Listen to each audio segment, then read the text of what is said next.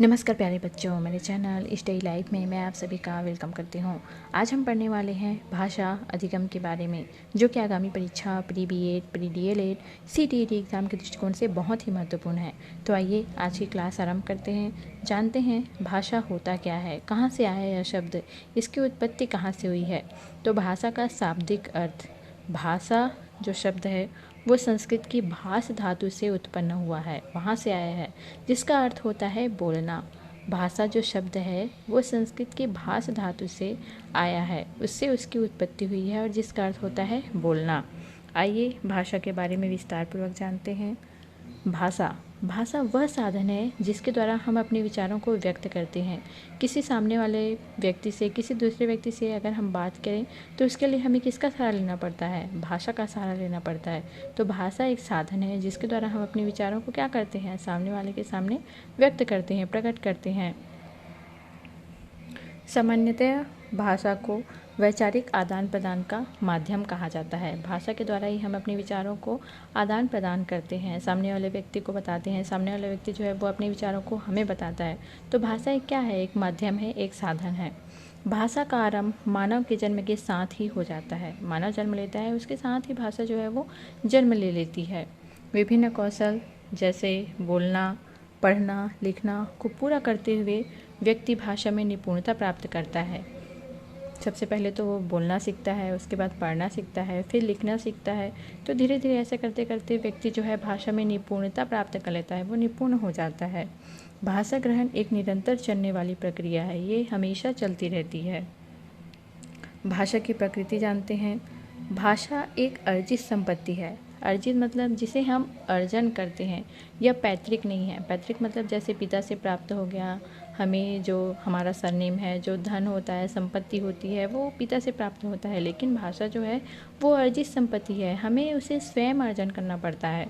तो भाषा एक अर्जित संपत्ति है जिसे प्रयोग के माध्यम से ग्रहण किया जा सकता है और आदान प्रदान के द्वारा ही इसका क्या होता है? विस्तार होता है।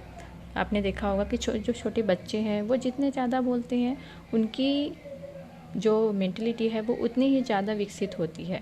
विचारों को व्यक्त करने आना चाहिए। और कई बच्चे ऐसे होते हैं जो नहीं बोल पाते हैं, वो संकुचित स्वभाव के होते हैं या थोड़ा सा डरते हैं, घबराते हैं, हिचकिचाते हैं।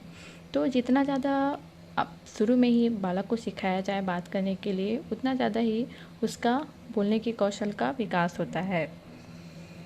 अर्थात यह पैतृक नहीं है, मतलब पिता से यह प्राप्त नहीं होता है। भाषा एक सामाजिक तथा परंपरागत वस्तु है। भाषा जो है वो एक सामाजिक वस्तु है ना। समाज से हमें प्राप्त होता है। एक दूसरे के साथ हम बात करते करते करते करते बोलने की कला के कौशल का विकास होता है।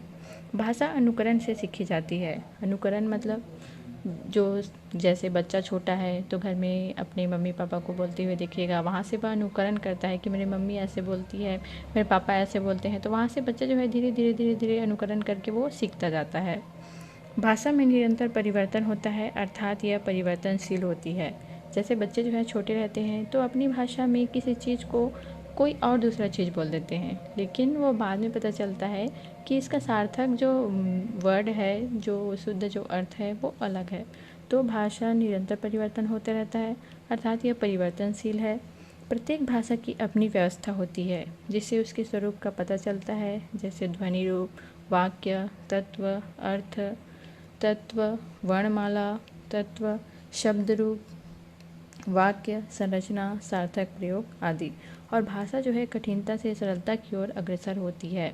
जैसे हम किसी भाषा को सीख रहे हैं तो शुरू में वह बहुत ही हार्ड लगता है, लेकिन धीरे धीरे हम सीखते जाएं तो वह भाषा जो है वो कठिन से हमें सरल लगने लगता है। तो ये कहा गया है कि भाषा कठिनता से सरलता की ओर अग्रसर है।